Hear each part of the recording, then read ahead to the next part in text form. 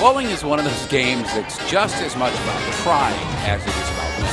How many strikes do you think you'll be doing today, Stella? Two? Awesome. I hope you get 2 strikes today, too. How's that sound? Say good. Good? For parents of the kids at the Special Olympics bowling tournament, days like today are also about being part of the crowd. How has Special Olympics made a difference in your life and your kids? Your turn, honey. Just by including them, always. Special Olympics offers kids with intellectual disabilities the chance to learn about physical fitness and the joy of participation through a variety of sports. It's been great. Now she does bowling and she does skiing. Oh, wow. How does she like skiing? She loves it. Is she fast? She's fast. Programs are as beneficial for the parents as they are for the kids. I think it impacts all the parents because we all want the best for our children. We want them to be able to participate in all the sports and all the activities that typical children can, and Special Olympics lets them do that. Last spring, Colorado's governor signed a new law making sure students with disabilities have the same opportunities as the other students. The law created a new inclusive education program at 3 schools in Colorado. I testified in support of the bill, telling lawmakers people with disabilities would like to change the world. Within weeks of the governor signing the bill, new students were on the campus at the UNC in Greeley, even living in the dorms. Here's Russell Haythorne. Going back to about the 14th century or even earlier. When you sit in on Professor Phil Klein's Geography 100 class, it looks like any other class at this level. 65 students, mostly freshmen, learning about the world. We'll talk a little bit more about this idea of national identity as related to religion. But for student Nick Ray, until recently, college classes like this were only a dream. I believe our program is a cutting edge. Nick is one of 4 students in UNC's GOAL program. That stands for Go On and Learn, and it's getting students with developmental disabilities into the classroom to study the things they want.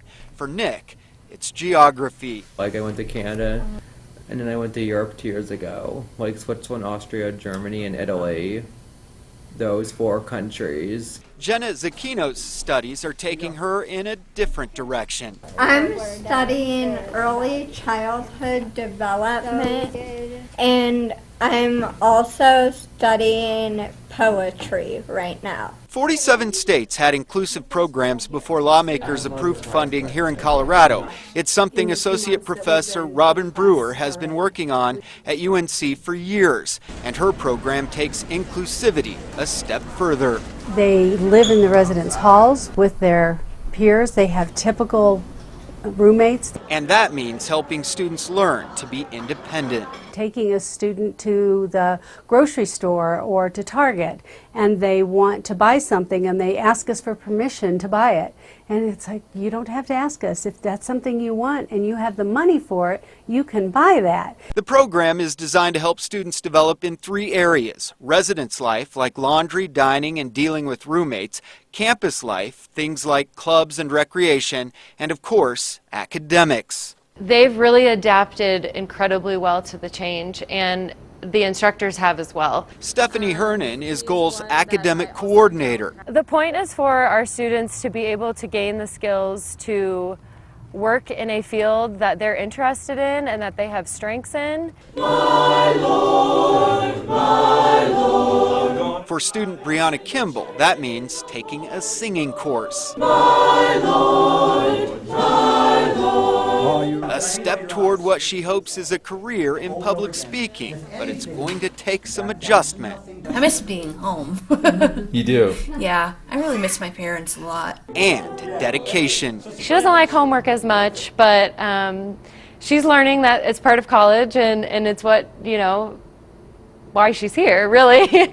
He's there all the time. He puts a lot of effort into it, I can tell. Back in geography class, Professor Klein says he sees the benefits of the academic counseling, but says ultimately it's Nick's desire to learn that he is most impressed with. If I had 65 students who were as willing to ask questions as him, it would be golden, Whether you've gone to college or not, finding the right job can be tough. But there are groups out there that help workers find their perfect job. Welcome to Wahoo's. Hey, thank you. How are you? I'm good. After 8 years helping customers at this Lakewood Wahoo's, Hi, Jack. Jennifer Knitter loves the customers as much as they love her. They're always friendly. They're always kind. And they're always respectful. Jennifer is incredible. Casey Willis is Director of Marketing for Wahoo's. She helps our business by providing excellent customer service and talking to everybody and making them feel welcome and at home, making sure they're happy with their meals. Are you guys done? All done. Thank you very much. Willis says when Jefferson County's Developmental Disabilities Resource Center first contacted Wahoo's about finding a job for Jennifer, they knew it was the right thing to do. It's just helping the community and having good people like Jennifer be involved in our community just makes us stronger and makes us a better company, and we're very lucky to have her. For the DDRC, it's not about finding the right worker for the job, it's about finding the right job for the worker. So we don't want charity, we want it to be done for the right reasons, so it's a win-win thing. And when they find the right match, it's likely long-term. I had one young man that worked for the Rockies, and he's still working for the Rockies, and he got his 20-year pin. I feel really good. What? Because it makes me feel important when I'm working. After 8 years at Wahoo's, Jennifer says she finds her job very fulfilling. The favorite part about working is coming in and being happy and getting paychecks. It's tough to be a babysitter. It's even tough to find a babysitter if you're the parent of a child who has special needs. But volunteers are stepping up to the challenge. I spent the evening with a program that's helping parents to get time to themselves. Hi, it's good to see you. One Friday night each month, Waterstone Community Church in Littleton turns into a one-of-a-kind nightclub for kids. We first heard about Night Lights through some friends who were already coming, and it sounded like a great program. This is Night Lights, where parents drop off their kids who have disabilities and their siblings for a few hours so they can enjoy some time to themselves. Usually we do just something really simple, like get some shopping done and usually have dinner together. We tend to go out for dinner, and then after dinner we'll go to a coffee shop and just slow down and hang out with my wife and just catch up on things. Night Lights is a brainchild of Kristen Stedman. She was looking for respite care options for her own kids, one of whom has serious disabilities. I did some research and looked at what the options are for respite care in Colorado, and they're pretty poor. Actually, there's not many options. So I decided to start my own respite care program to help meet some of the needs in the community. Every kid at Night Lights is teamed with a specially trained volunteer. They play games, one-on-one and in groups. They even watch a movie before mom and dad pick them up. So what's the interaction with the parents and the kids that comes to Night Lights? You know, the first time the kids can be a little bit shy, and I think the parents might be a little hesitant, but it doesn't take long for them to warm up. And I think they're relieved to know that their kids are in a place where they're accepted and they're being cared for. What would you do if Night Lights did not exist? Cry, probably. And while these parents say their kids have a lot of fun connecting with others, in the end, it's about having some time for mom and dad. So once every month or two, we get to spend some time without the kids and kind of reconnect and communicate with each other, and it's really cool.